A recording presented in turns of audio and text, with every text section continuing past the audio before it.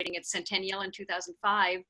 And it turned out that on that crew that produced that film, there were several returned Peace Corps volunteers. And we started asking ourselves whether there was a similar program about the Peace Corps, whether there was a documentary that charted the extensive history and adventures of the Peace Corps since its founding in 1961. And to our dismay, found that that didn't exist. And in fact, there actually is very limited research on the Peace Corps, very little scholarship, and even not that many books. And when they cover Peace Corps history, they tend to just cover the founding years. And so part of making this documentary actually involved pulling together a lot of that research and creating some of it so that we could tell the story, not just about the beginning years, but all the way to current day. And it was exciting to be able to work with people that I had worked with before who were Peace Corps volunteers. And we quickly realized that we all were quite informed, or pretty informed, about our time as Peace Corps volunteers, but not very informed about anything outside of our own experience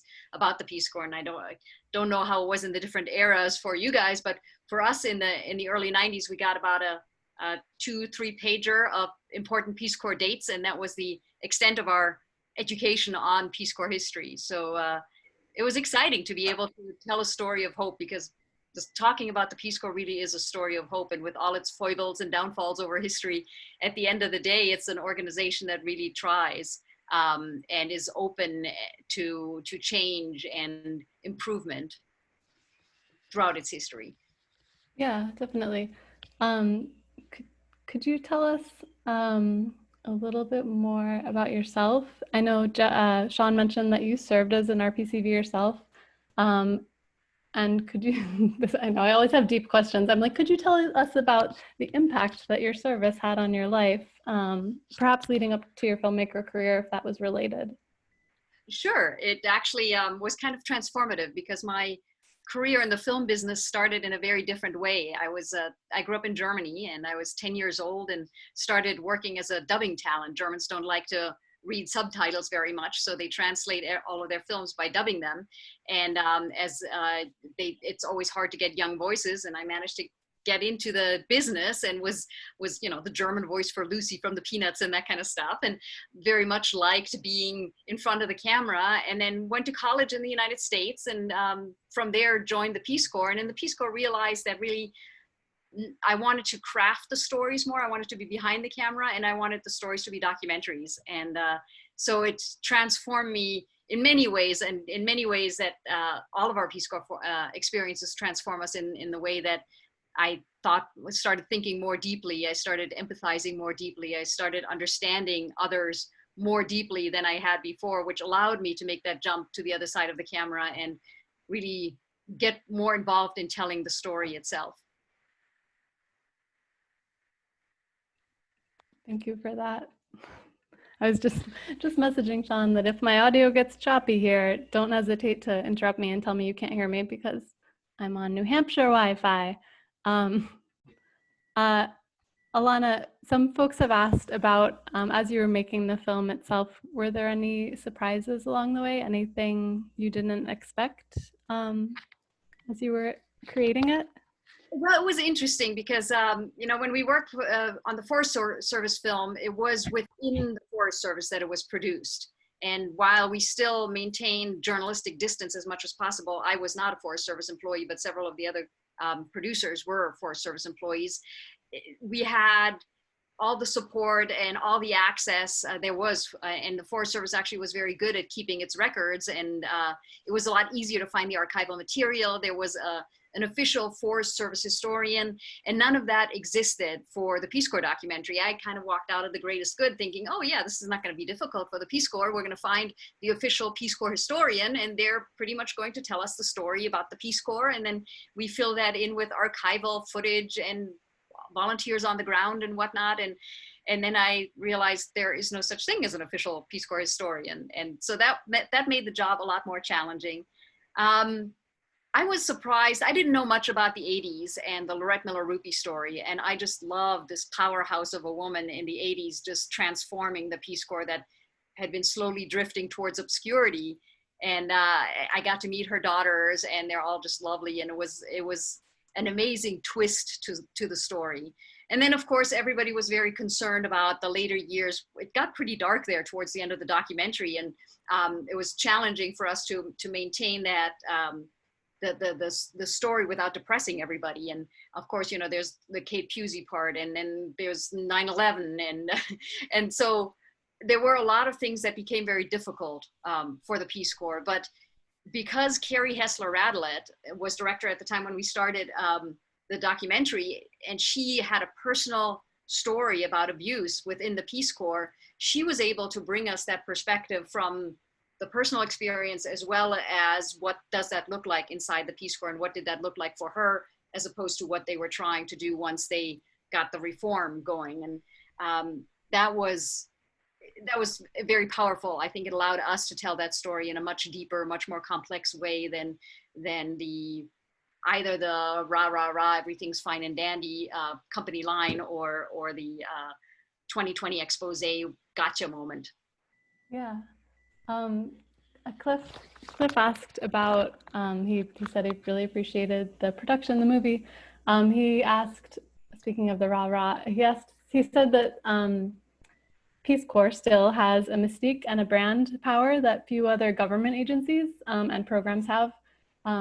During your research as you were making the movie, did you find any insights as to why that might be, that brand power that Peace Corps has developed over time? Well, Peace Corps at the beginning had a strong budget for marketing. They had a savvy PR team, including Bill Moyers, and they got the ad council to make those incredible ads. And so they, you know, with the charismatic president whose brother-in-law is the director of the Peace Corps, and this incredible PR campaign, they made a huge impression on America. America at the time was so ready to hear the story of hope, to see America presenting itself to the world in a more hopeful and positive way. So let me reread. So remind me of your question. He was asking about how Peace Corps still has really strong brand power, and if you've turned up anything with insights as to why that might be. Yes, thank you. Sorry. So so that brand power has lasted, and even though the story itself of the Peace Corps has slowly faded away, and people either say, oh, the Peace Corps, is that still around? Or the Peace Corps, didn't that have something to do with Kennedy? People are still very aware of the words Peace Corps and the symbol, until the logo changed, of course. So it's something that has a lot of mystique to it. And it actually made the production of the documentary a little challenging, because we found that there was a lot of mythology around the Peace Corps. There were a lot of stories that sounded really good, and we're like, okay, now we just have to get footage or pictures that can document this. For example, we had the story in the Dominican Republic where during this revolution, where Peace Corps volunteers stayed on the ground and U.S. Marines flew in at the same time, where this volunteer was teaching at a school, and the people of the village got together and made a banner that they hung across the school that said, Americans go home, Yankees go home, except for, and now I don't remember what the name of the volunteer was, but I'll just say Bob, except for Bob, you stay. And it was this great story of, oh, this differentiation. This is why Peace Corps needs to be independent from the State Department. We'll have an image, we'll show this banner. And I managed to track down that volunteer, and I was all excited. I'm like, is there a picture of this? This is so exciting. He said, it never happened. And we had so many rabbit holes that we went down with that kind of research, where these stories have been told and retold and morphed over time and made bigger and more beautiful and more spectacular. And at the end of the day, they didn't actually happen. The spirit of the story did happen. People did chant Yankees go home, and people did love their Peace Corps volunteers and want them to stay. But that was made the documentation of the history a little more challenging because of this mythology, because of this strong brand. But at the same time, it's a nice hook for the rest of America, where you could say, you've heard the words Peace Corps, now tell me what you know about it. And then if they come back with not much, then you can say, okay, and here's the story. Let us tell you about it. Someone had a question kind of along those lines of not which urban myth or which myths did you turn up in your research, but was there anything as you were creating the film and researching for the movie, was there any information that you came across that you wanted to put in the film, the documentary, but you ended up not putting in the documentary? Well, Tell us in this Zoom recording what you didn't include. well, it's very timely actually, because we're talking to PBS right now and trying to work out how to get this on PBS. And we're talking about the current issues about diversity and Peace Corps, by the nature of the beast, having a bit of a challenge to represent America, because who can take those 2 years out of their life and go overseas and not earn a living? And it does narrow down the pool of applicants. And so we have these beautiful interviews with some of the Peace Corps volunteers that are African American, that talked about entering the village where they were supposed to be Peace Corps volunteers, and in Malawi being told, you can't be our volunteer, you're Black. Peace Corps wouldn't send us a Black volunteer. Or Haskell Ward, who's at the beginning of the documentary and talks about how JFK's words inspired him, saying that he was from Plains, Georgia, a small town, and the civil rights movement was heating up. And his friends said, you can't leave right now. We need you here. We're fighting an important fight here. You can't go overseas. So a lot of challenges that the African American Peace Corps volunteers encounter that Caucasian volunteers don't. And so there were several interview bites that ended up on the cutting room floor, because we had to drive this history forward, because we had to cover 60 years of history, or 59 years of history, within ideally an hour and a half, but it ended up being an hour and 45. And now looking at what is going on, we're like, we needed those interview bites. And so we're talking about, okay, for a PBS version, how do we build these back in and address some of that as well? We also had a funny piece that I loved, but that had to go, was the whole debate about who was first, right? So Peace Corps Colombia insists they were first. Peace Corps Ghana says they were first. Peace Corps Tanganyika says, well, we would have been first if it weren't for the time change.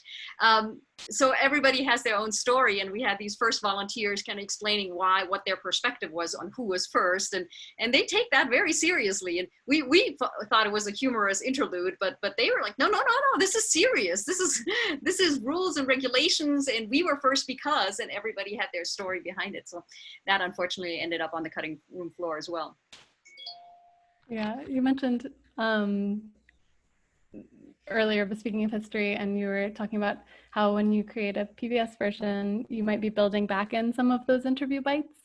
Hamilton, attending with us, he says the film seemed to explore Peace Corps' political history rather than the PCV's lived experience as much. And he was wondering if that was a deliberate decision at that point when you were making the film. We were working hard at striking a balance, because the documentaries that we had seen out there that do exist tend to be personal volunteer experience documentaries with a little bit of history sprinkled in, and then generally just the JFK years. So the documentary we set out to make was a history about the institution itself, about the Peace Corps. But we know the Peace Corps as an institution does not exist without the volunteers. So we had to represent volunteers from every era, as we were talking about what is going on in DC, what is going on politically, globally. Every time we had to then come back and say, well, what did that look like for volunteers on the ground in the various areas of the world? And so we made a real effort to strike a balance between what's going on in DC, what's going on politically on a macro level, while at the same time staying true to the story of the Peace Corps, which is the Peace Corps volunteer story. Awesome, thank you. And thank you guys, everybody who's participating. We have 54 participants, and you guys are sending in some great questions, so please continue to do it. I'll ask, please don't send them to me because I'm not looking at the questions, but any other host would work. Somebody on the call asks, if you were to make the movie, if you were to go back in time, but you had more money to make this film, what would you do differently? I think we would have probably gone to more countries to get more on the ground volunteers current day. We were able to go to 3 countries. We went to the Dominican Republic, Liberia, and Ukraine. We were hoping to also go to the Philippines, but weren't able to make that happen. But I would have loved to have more on the ground stories with volunteers, with host country nationals, with staff. And that's also a big point. I would have loved to have had more languages and more host country national voices in there. From the beginning on, we said we want to have different languages in there. We don't just want to have English speakers in there. So So when you watch the movie, you get a more visceral experience of the rest of the world. So that's probably what I would do. And frankly, we're looking ahead. You know, it might be time for a towering task too. Peace Corps now has all volunteers are evacuated, and while the country posts are staying open and Peace Corps has all intentions to return, it will be a struggle to return. And so I would love to produce a documentary that starts now and takes us to, will be produced over the course of the next 5 years, and takes us to how does Peace Corps survive, and how does Peace Corps survive, and then hopefully eventually thrive. Hopefully it would not be a documentary about the demise of the Peace Corps. Oh, too soon, too soon. But Marla, similarly, speaking of towering task too, as you mentioned, Marla asks if you've considered making a film about the impact of Peace Corps specifically on the countries and the host country nationals, and what might you try to include if you were to make such a film? Like, and I would love to do that. One of the things we thought about when we first started the Towering Task was, and how wonderful would it be if we could spin this out into doing then like a half-hour documentary on each of the countries that the Peace Corps has been in, and put a little bit of history in, because each country has a different history. And so for Liberia, at one point we had all this in-depth information about how Liberia as a country was founded, and how they, because of that, relate to Americans and all that, and we had to take all of that out. But if we did a half-hour piece on Liberia, we could focus on that more. We could focus more on the host country national perspective of a country where that had 2 million people in the entire country when Peace Corps started, and over 300 volunteers, and every Liberian we ran into knew exactly what the Peace Corps was, while here in America most people don't. It would be fantastic to be able to turn this into a series, make it really in-depth kind of series of these different countries, so that what America needs, in my mind, a lot right now would be a Peace Corps volunteer experience for every citizen of America. While this will never be possible to have, how could we achieve something similar, or even a drop of that in the form of media? Could we develop a series that had 141 episodes, because it's 141 Peace Corps countries, and each of those episodes would be a half-hour on the country? We could really go in depth with people that were touched by the Peace Corps in these countries, and then follow them a little bit. We could do on-the-ground current stuff in the countries where Peace Corps still was operating, at least until recently, and produce quite the series. But that'll be a funding question, and that'll be a connections questions to various broadcast and streaming outlets. yeah, I love that idea of like fulfilling Peace Corps' third goal of bringing the world back home, if I'm correct in that being its third goal. Yeah, and just making it more accessible and sharing experiences more once we're here. Scrolling through and looking for questions along those lines, but not yet. So get your questions in around third goal and how we can better educate America about the world.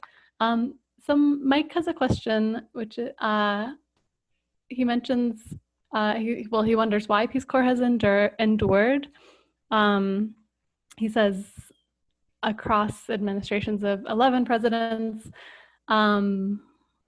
how does the Peace Corps volunteer and RPCV experience inform cross-cultural and racial conversations that are happening in the US and Europe? So this is a packed question.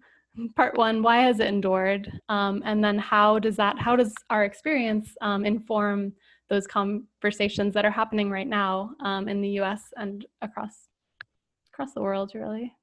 So as far as part one goes, I don't have a definitive answer for that. I think Peace Corps, having set itself up as an independent agency within the executive branch, has a lot to do with Peace Corps still being around. It's a lot harder to eliminate a government agency than it is to zero out a line item in the budget. So that has been a huge advantage. Also, when it was founded, it was pretty bipartisan. It had pretty bipartisan support. And the way we judged our success with the Forest Service film, The Greatest Good, was that we had the equal amount of criticism from both sides of the political spectrum. And I think the Peace Corps, when it was founded, had the same situation. So you had Fulbright, who didn't like the Peace Corps because he was afraid it would infringe on the Fulbright scholarship program. And then of course you had Otto Passman on the other side, who didn't like the Peace Corps because the idea was these were amateurs who were running around the third world at the time, and were going to mess up what the State Department was doing. So it had criticism from both sides, and it had a lot of support from both sides. That has helped it endure. The other thing is that, in my mind, Peace Corps has often been seen as mostly harmless. So for any of you Hitchhiker's Guide to the Galaxy fans, the definition for Earth in the Hitchhiker's Guide to the Galaxy is 2 words: mostly harmless. And I think Peace Corps is often seen that way. So while there are believers who understand the value of the Peace Corps and support it for that reason, the people who are critical don't necessarily see it worth their effort to try to eliminate it, other than, of course, the period during the Vietnam War when Peace Corps volunteers were very vocal, and Nixon was very concerned that they were making them look bad around the world. As far as the conversations, the cross-racial, cross-cultural conversations today, I believe that we as returned Peace Corps volunteers have a responsibility to be a part of that. Nobody has had training the way we have for cross-cultural bridging. And I don't just see it as a cross-racial issue, but I also see it across the neighborhood fence issue, across the political aisle issue right now. We're so divided as a country. And Peace Corps volunteers have had training to bring together different voices and to work across the aisle and to work across the neighborhood fence, and certainly to work across racial aisles. And I think the African-American RPCV community wants to see more of us out there front and center. And the Peace Corps as a government agency, of course, they are limited in what they can do because they are part of this administration. But the NPCA is a nonprofit. The National Peace Corps Association is a nonprofit, and they have been working hard to help us rethink the Peace Corps, to help us rethink what we as returned Peace Corps volunteers can and should be doing. Yeah, we have a question along those lines of what we should be doing as RPCVs. Let's talk a little bit about advocacy, and what are the opportunities that you see for both individuals and RPCV groups across the country. If we care about the future of Peace Corps, how would you advise we help it?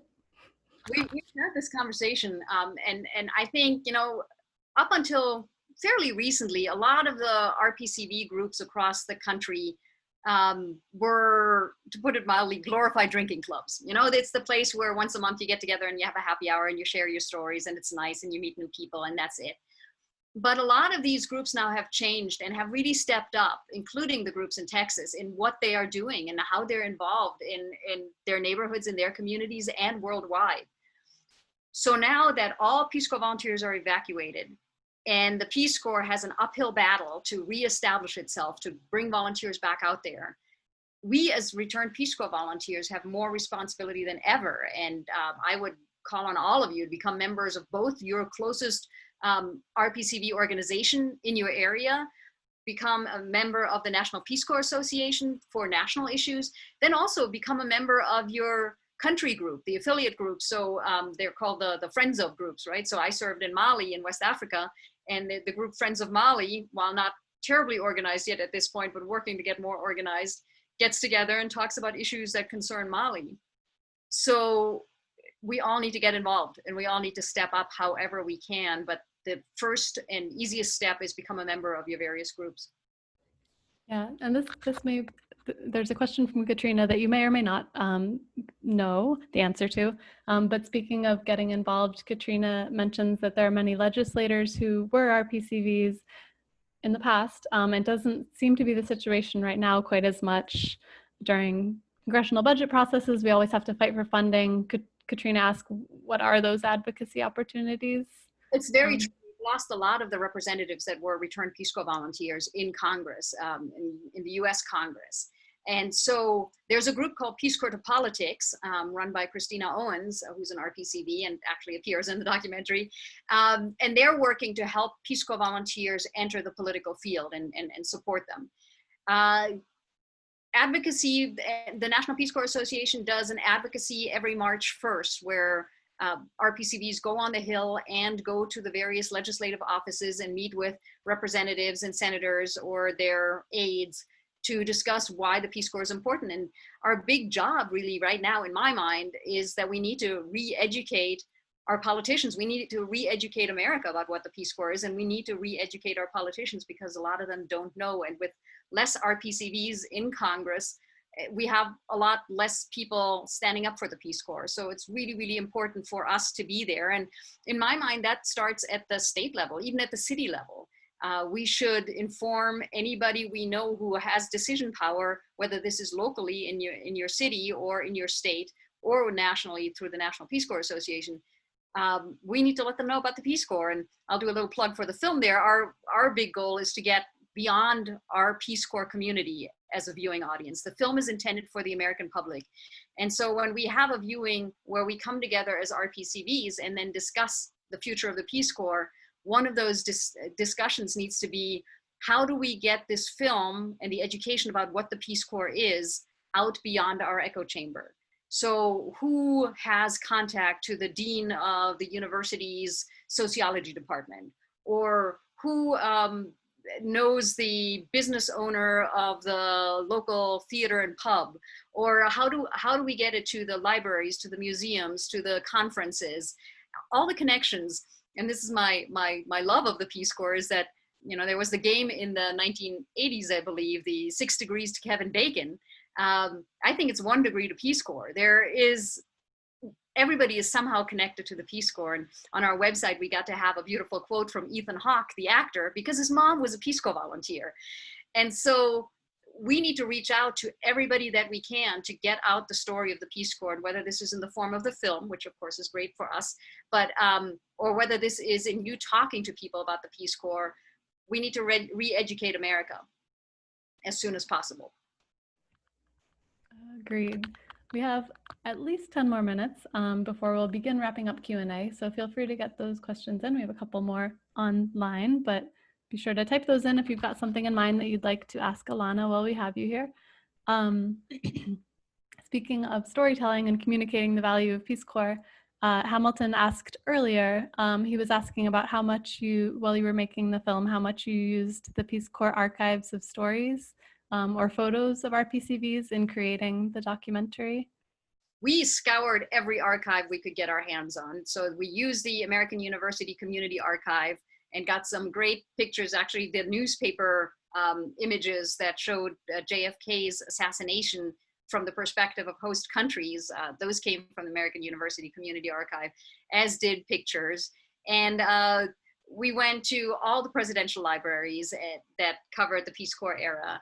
And we went to the National Archives, and we begged RPCVs, whoever we could reach, whether this was through NPCA's mailing list or our own mailing list or local group mailing lists, to send us pictures and film and video. And at the beginning, we had very little material and we put in mostly pictures, but the more film we got and the more video we got, the more we replaced those still images with moving images as well, and found some fantastic treasures from people's basements to attics to official presidential libraries. That must have been quite the endeavor and quite the, I don't know, exploratory research. Yeah, I would have loved to have seen those stories, especially the ones that you came across and couldn't fit in, because you can only fit so many stories into a narrative arc. Oh, and there were so many, our script writer, Shauna Kelly, she was just so brilliant, and the way she ended up weaving in the PSAs, the public service announcements, was wonderful. And there were so many public service announcements that we wanted to squeeze in that we couldn't get in, or that would have been so complex to explain that it would have taken up another 10 minutes of the film that we couldn't do it. But there was some incredible material. I think there's a PSA, I'm not sure whether it's from the 90s or the 2000s, but it's this young man who is in America, and it's a day in his life, and he's walking around, and he, every encounter he has, he explains how different it would be as a Peace Corps volunteer, and people in the bus sitting there talking about the bus being crowded, and him saying, oh, you should be in a bus in Liberia. And at the end of watching that PSA, we're like, oh my gosh, this person is so annoying. Nobody would like the Peace Corps anymore after watching this PSA. So there were some some really misguided PSAs that came out of the Peace Corps that we would have loved to have included there. There was one, that slogan was "Give the world a piece of your mind," and it was saying that the world didn't have enough brains and needed our American brains. And there was just some really brilliant stuff that we would have loved to have included, but that just would have been too complex to explain or too easy to misinterpret as so we told you it was a white savior complex thing. Unfortunately, a lot of that had to end up on the cutting room floor. Yeah, I mean, I super appreciated. I served relatively recently in the last decade or so, so I loved seeing the PSAs from the past to see how it had been marketed to folks who might be interested back then. Earlier in this conversation, you mentioned the perception of PCVs running around as amateurs in countries of service.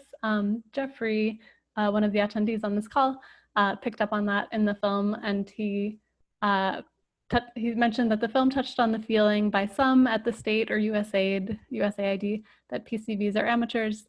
After making the film, what's your take on that perception? Well, it has been an age-old struggle for the Peace Corps, and it was summarized by Roger Landrum, who was one of our interviewees, and unfortunately he's passed away. But he said it's the age-old fight between the lovers and the developers. So we have a Peace Corps that has a mission of world peace and friendship, but then 3 goals, 2 of which go in one direction and one of it goes in the other direction. So we have goal number 1, which is more about development, sending skilled, trained people to countries that request them. That is the one goal that would fit into the whole concept of economic development. And then goal 2 and 3, which are more about cultural exchange. So every administration has put different emphasis on those goals, and some have seen the Peace Corps more as a development agency, some have seen it more as a cultural exchange program. Now, when the emphasis is mostly on development, then the Peace Corps volunteers need to be highly trained, they need to know what they're doing, they need to have experience, and so that would be the engineers and the hydrologists, and this would be the older people, this would be the volunteers over 50.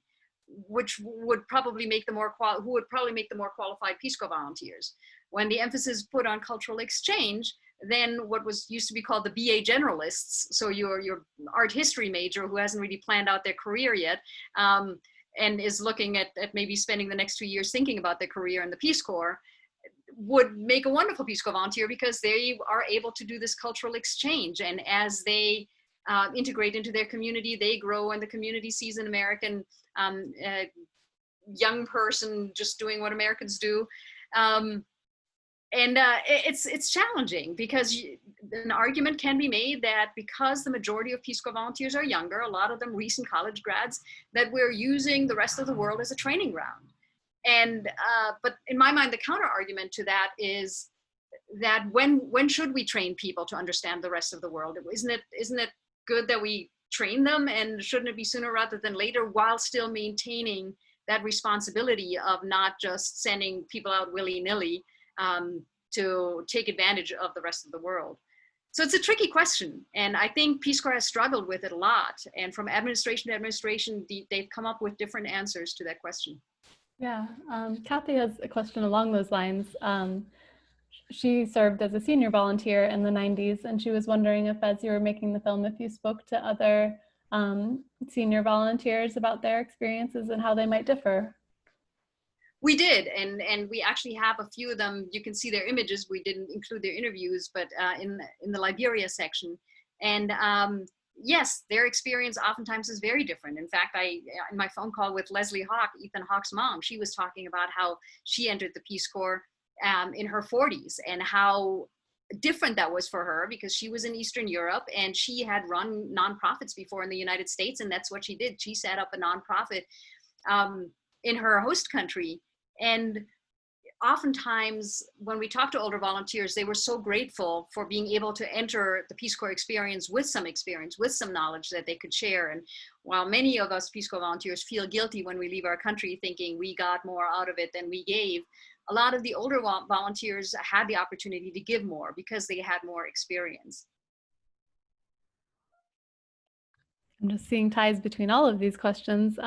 Speaking of having more experience, is it Nat asks if it's possible to address all three of the goals of Peace Corps, goals 1, 2, and 3, if rather than the focus being on technical skills, if the focus was more on community organizing.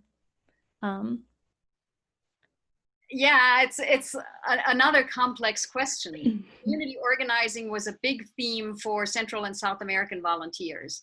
And it was a concern oftentimes for a lot of the Central and South American countries, because here there were young Americans coming in, and a lot of the countries were educating their communities on a more communist level or philosophy. And there was concern that the community organizing would mean that these communities would suddenly rise up against their politicians. And it was also a very nebulous field, community organization, because for volunteers that didn't have a lot of experience, if they didn't have a very defined job, community organizing could lead them down a path of floundering or having to invent their own job.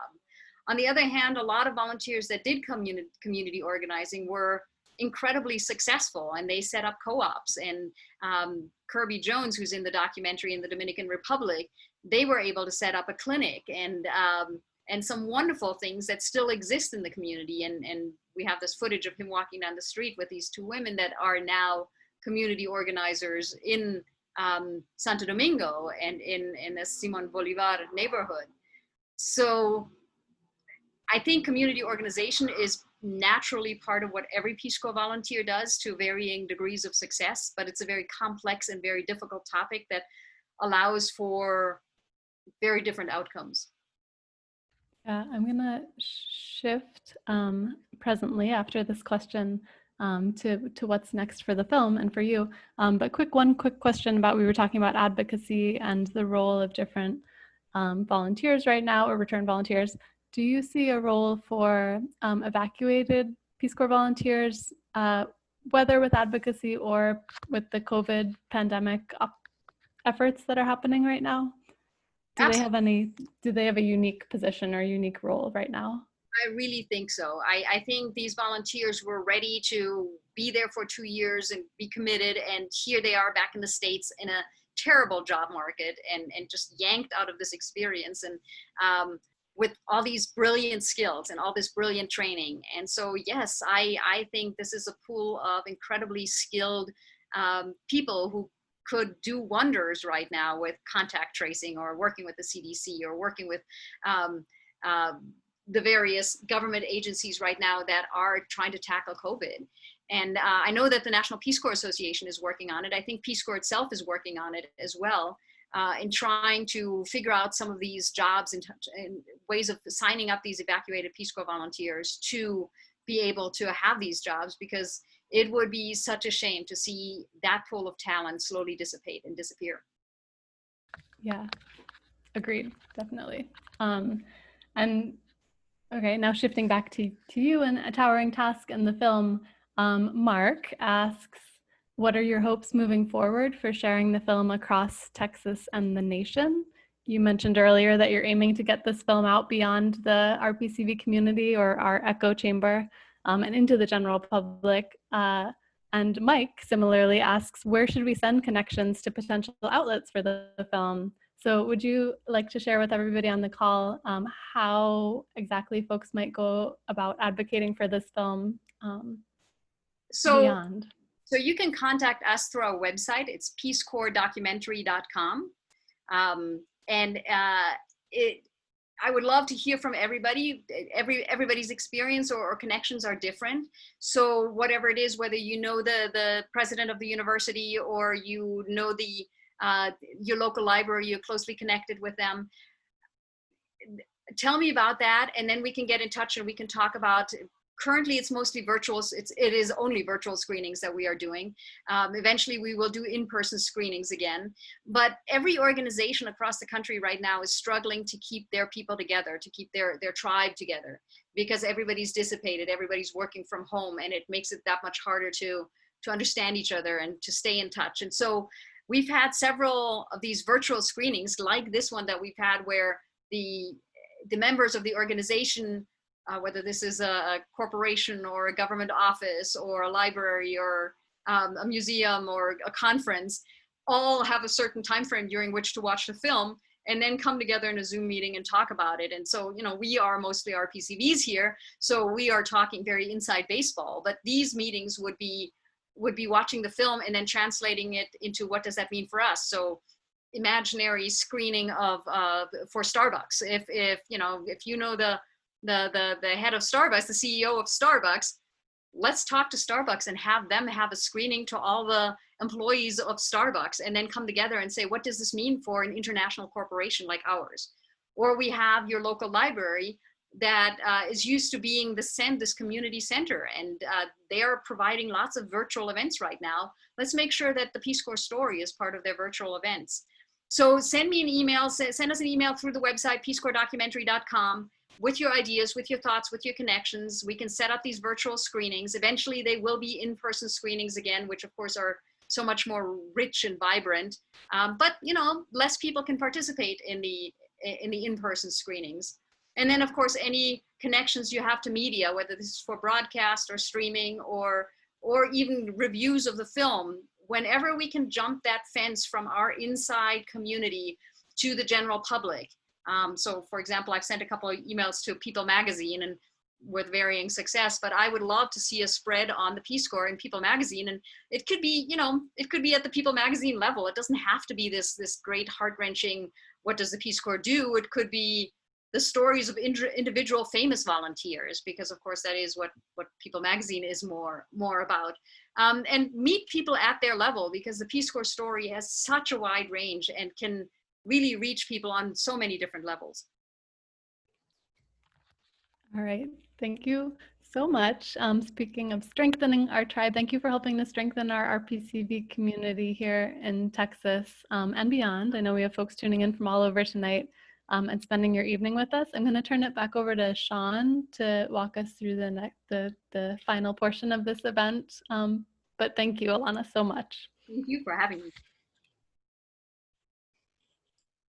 Yes, thank you, Alana. That was really wonderful. And I feel like we've all been able to see a different side of the Peace Corps, not just through your documentary, but also with hearing about your experiences of what you were able to explore and discover and see during your own time of creating it. So thank you for that wonderful product, but also thank you for the really enriching Q&A. I am going to share my screen again, which will also include a component that you just kind of touched on, which was the host a screening option. So this is through the website that Alana mentioned, peacecorpsdocumentary.com, and they have an option to host a screening, and that's how I got in touch with Alana many months ago, I think now. Just kind of sending an email out into the world and saying, this sounds fun. So really appreciate that was able to happen. And before we hear about the Museum of the Peace Corps experience, I wanted to share just one other opportunity coming up next month on July 18th, which is a Saturday from 3 to 6 p.m. Eastern Time. The Peace Corps, the National Peace Corps Association is convening a Connect to the Future Summit to kind of ask about, at this point in time, with where the Peace Corps is, with where the country is, with where the world is, really kind of reimagining what we want to do within our own RPCV community to help support the Peace Corps going forward and to make a positive impact within the world and specifically within our communities. So again, this is a virtual summit that's being held next month on Saturday, July 18th from 3 to 6 p.m. Eastern. You can find more information at peacecorpsconnect.org. I'll include a link to that in the follow-up email after this event, but I just wanted to make sure to share that. So at this point, I'm going to turn it over to Michael and Mark, and I don't know who else, but they're going to share some information about the Museum of the Peace Corps experience. And Mark, I'm going to give you the remote control for this option now, so good luck.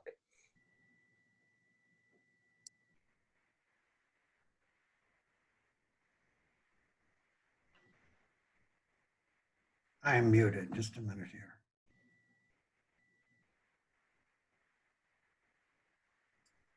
Michael, you should be unmuted now.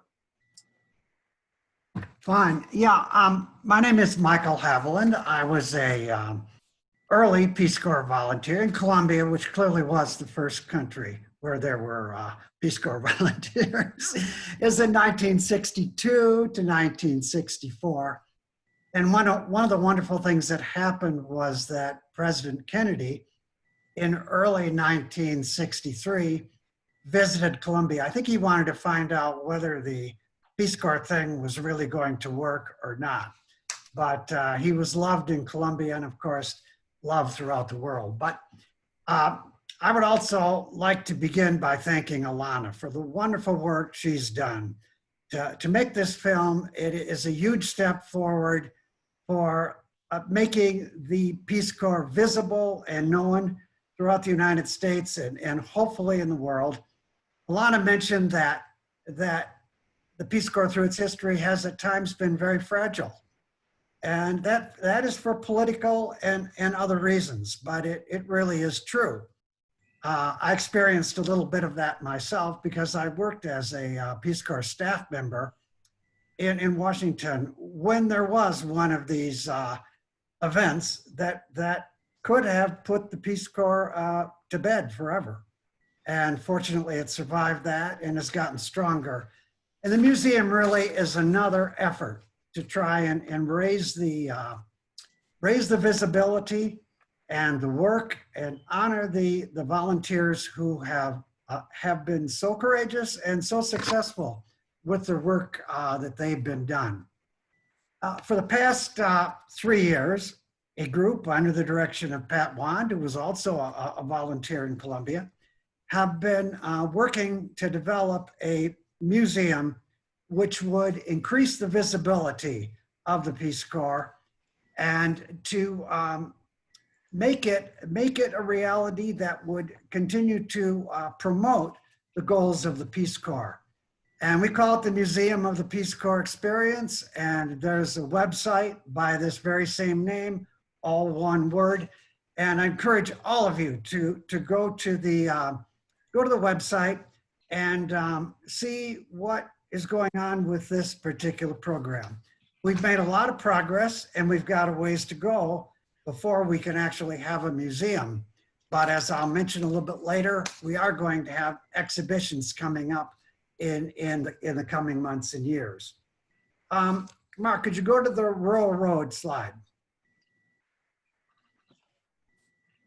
Can we do that or not? And Sean, the mouse is not moving me forward if you can control that. Okay, good, fine. Well, we chose this slide because we don't know where this road is going. And I think most Peace Corps volunteers, when they joined, really didn't know where they were going either. They didn't know what country. They didn't really know what they were going to do. And more or less in the early days, you sort of had to, the motto was, well, you make your own job. Well, that has progressed substantially. But there was a lot of excitement about the fact that you were going into something that wasn't all planned and worked out. So we think that a lot of Peace Corps volunteers have shared this experience, and we want to memorialize that and commemorate that and strengthen the Peace Corps that way by having a museum. So what do we want to do with a museum? Well, we want to show how the Peace Corps volunteers, they've done, and the cultures they become familiar with are important in terms of what goes on in the world. We want to do this by displaying classical, or I would say well done pieces of art and textiles and so on, but accompany those works with a text which says, well, what does this mean? Why is it important? How did it play into the role which the Peace Corps volunteers had in that particular country? So we've got an organization that's been working 3 years to do this, and we have a mission and we have a vision, and we want to provide an outlet to honor the accomplishments of both the Peace Corps volunteers and their host country organizations and individuals that have made some progress, that have done such wonderful things. There have been over 240,000 Peace Corps volunteers in 141 countries. That's a massive number of good things that have been done. And those things are really very much worth others knowing about, worth commemorating, and worth memorializing. So Mark, could you kind of move along with these slides? And we've talked a little bit about why we're going to have a museum. I'd like to talk to you about how you can help. I see a future where the museum will be such that it's going to have a professional staff, and it's going to have a substantial budget. But even to get there, we've got development work to do, we've got planning to do, and we're years away. But we're not going to be able to do this without the interest of the volunteers like yourself, without you becoming a supporter of this effort, possibly making a small contribution from time to time. We get a small contribution from a lot of people, we can make progress. Our real costs are going to come when we go from a virtual museum, which we are now, in which you can see what's going on by going to our website, Museum of the Peace Corps Experience. But when we go from that to an actual building that is ours, that will be there hopefully for a long, long time. Now, what you're seeing in this slide is the new MPCA headquarters, the National Return Peace Corps Volunteer Association headquarters in Northeast Washington. And when that opens a little bit later in a few months, the museum will have a small area there where we can display one of our first full-time displays in Washington, where we can display some of the objects and where people coming through to the organization, volunteers will pass through there. My understanding that there will be facilities for volunteers that come through Washington. So we want to have a space and show people what this museum is all about. What it's going to do is display in a professional way. And I will stress the word professional because we are working with professional people who know how to curate museums, who know what is good quality, what are good quality objects, and how those should be displayed. This, of course, to do it well, and Washington is an example of where museums are done as well as they are anywhere in the world. We want to be in that category as well. And so we are going to be in need of funding as we go along. But that funding is largely going to come from you and other return volunteers. And what we want you to do directly is two things. Really want you to go to the website and take a look at what's gone on so far and where we are in this progression toward a permanent museum. And we also want you to become a member. And the nice thing about becoming a member is there's no cost in becoming a member. We do want your contact information. We will keep you informed of the progress. I could see in the future there will be events that you may want to attend. And of course, if you are willing and able, we would gladly accept donations. We are a registered 501c3 organization. And I also want to take my hat off for 1 second here as I wind up. This museum is the culmination or the working toward a permanent facility that was started years ago in Portland, Oregon. And Portland and that area, return volunteers, have collected objects. They have put on exhibits. They have promoted the goals of the Peace Corps. And that has developed into what we think should be and can be a national museum. And we would very much, that's very much what we look for in the future and hope we can accomplish. Again, I want to thank Alana and Sean and others who have helped put this together, Mark, who put together the slideshow, and all the members of the museum team who volunteer their time to make this happen. So thank you very much for your attention. If anybody wants to make a comment, Sean, do we have time for that?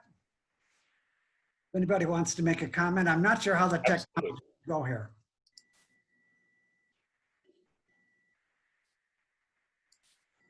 Okay, well then, thank you so very much to everybody who participated, and we look forward to you becoming members, and we'll be in touch with you. Thanks so much. Thank you, Michael, and thanks everybody for attending. I want to again thank Michael and Mark for their work with the Museum of the Peace Corps experience and that presentation. Alana, of course, for joining us with the Q&A and for sharing this wonderful video. And then Vicky for hosting the Q&A and moderating this entire discussion. And again, thank you to all the members and the board members who have been able to help with this operation, and all of you for making this what it is. I feel like these groups would be very lonely if they were just board members. We need your engagement and your energy and your experiences to help us to better connect with each other. And to support the Peace Corps, both from when we were in it and going forward. And thank you, Sean, so much for organizing this whole event and all of the Zoom logistics. Thank you. Thanks, everyone. I'll share this recording via email, and I really, again, appreciate everybody coming out tonight. Great. Thank you, Sean. Thank you, Alana. Thanks to everyone. Really got a lot out of it. There are others, right? I agree. Thank you, Vicky.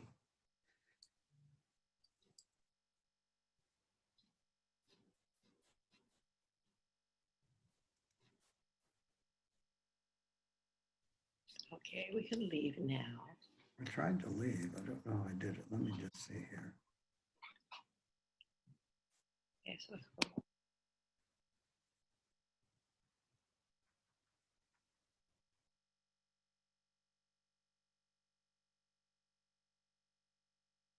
Bye, everyone. Good night.